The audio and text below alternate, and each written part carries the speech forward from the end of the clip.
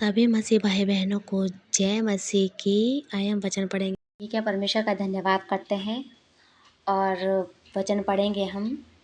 भजन संहिता 128 का एक हेडिंग है, परमेश्वर का भय मानने की आशीष। प्रभु का धन्यवाद करते हैं कि प्रभु का भय मानना ही हमारे लिए क्या है, आशीष का मूल है। सच में परमेश्वर का धन्यवाद करते हैं।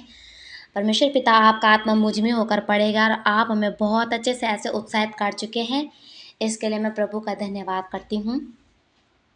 वचन पढ़ेंगे हम।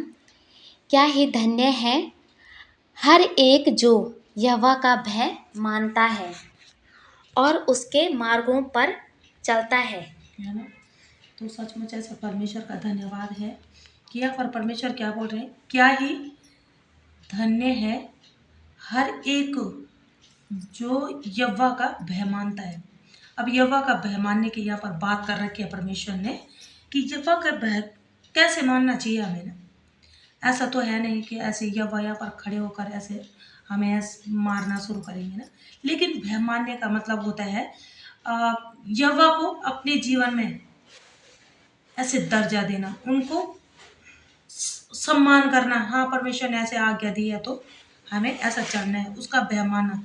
हमें गलती नहीं करनी है ना। क्या है कि हमारा यहोवा हमें देख रहे हैं और तू अपनी कमाई को निश्चय खाने पाएगा, है ना। यहोवा का भय मानता है और उसके मार्गों पर चलता है। जब हम उसका भय मानते हैं और उसके मार्गों पर चलते हैं सही तरीके से, जैसा परमेश्वर चाहते हैं, तब यहाँ पर दो में परमेश्वर ऐसे समझा रहे हैं कि तू अपनी कमाई को निश्चय खाने पाएगा ना। क्योंकि जो कमाई परमेश्वर ऐसे हम जो परमेश्वर मतलब हम परिश्रम करेंगे और हम कमाई करेंगे, उसमें परमेश्वर आशीष करेंगे ना। उस कमाई के विषय में परमेश्वर ने बोला है कि तू खाने पाएगा ना और तू धन्य होगा और धन्य भी होगा। कमाई भी खाएगा और धन्य भी होगा और तेरा भला ही होगा और भला ही होगा। सचमुच में जब हम इस रीति से प्रभु पे चलते हैं और बढ़ते हैं तो हमारा भला होगा, क्योंकि ये आशीष किसकी ओर से? परमेश्वर की ओर से। तेरे घर के भीतर तेरी स्त्री फलवंत दाखलता सी होगी। आमीन, है ना। सचमुच में हे पिता, तेरा धन्यवाद करते हैं कि परमेश्वर यहाँ पर क्या बोल रहे हैं कि तेरे घर के भीतर तेरी स्त्री फलवंत दाखलता सी होगी ना।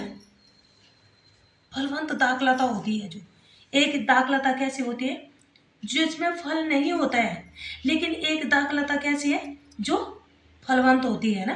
तो परमेश्वर उस स्त्री को, जो पुरुष ऐसे परमेश्वर का भय मानता है और उसके मार्गों पर चलता है, उसकी स्त्री के विषय में परमेश्वर ने बोला है कि तेरी स्त्री फलवंत होगी और क्या है, दाख लता सी होगी ना। तो वो बनने के लिए हमें परमेश्वर के मार्गों में ऐसे चलना होगा ना, और उसका भय हमारे मन में ऐसे प्रकट होना चाहिए। तेरी मेज के चारों ओर तेरे बालक जलपाई के पौधे से होंगे। आमीन, है ना। तेरी मेज के चारों ओर तेरे बालक जलपाई के पौधे से होंगे।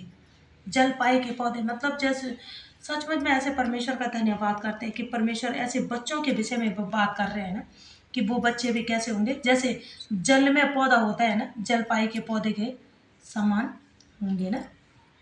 और सुन, जो पुरुष यहोवा का भय मानता हो। हाँ, सुन मतलब परमेश्वर हमें यहाँ पर सुना रहे हैं, हम बात कर रहे हैं ना। सुन, जो पुरुष यहोवा का भय मानता हो वह ऐसी ही आशीष पाएगा। हाँ, आमीन, वह ऐसी आशीष पाएगा, है ना। जो पुरुष यहोवा का भय मानता हो वह ऐसी ही आशीष पाएगा, जो परमेश्वर का वचन कह रहा है। यहाँ पर परमेश्वर हमसे बातें कर रहे हैं ना इस वचन से। और यहोवा तुझे सिय्योन से आशीष देवे। आमीन, आमीन। यहोवा तुझे, किसको? जो परमेश्वर का भय मानता है उसको यहोवा तुझे सिय्योन से आशीष देवे ना। सचमुच में ऐसे परमेश्वर ऐसे दाऊद के द्वारा यहाँ पर बात कर रहे हैं कि यहोवा सिय्योन से तुझे आशीष देवे। और तू जीवन भर यरूशलेम का कुशल देखता रहे। आमीन, आमीन। क्या है? और तू जीवन भर यरूशलेम का कुशल देखता देखता रहे, है ना। यरूशलेम कैसा है, कुशल है, बहुत खुश है ना। और वरन तू अपने नाती पोतों को भी देखने पाए। आमीन। इस सिर्फ ऐसा ही नहीं है, परंतु क्या है, वरन परमेश्वर बता रहे हैं कि वरन तू अपने नाती पोतों को भी देखने पाए, इज़राइल को शांति मिले। और आमीन। इज़राइल को शांति मिले ना। तो आमीन। ऐसे परमेश्वर का धन्यवाद करते हैं। आमीन।